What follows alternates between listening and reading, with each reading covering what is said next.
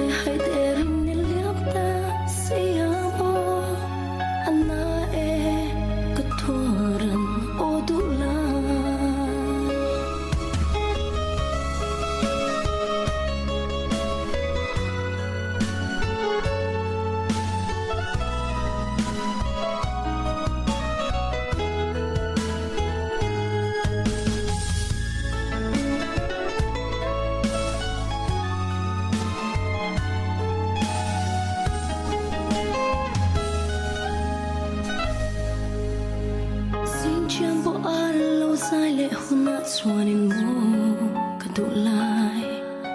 im mà ngày thì hắn đồn về chuyện là nang vang lối thì phật hi ngự biệt lâu là khoa đấy cũng xua về itana cả tuổi na dung tê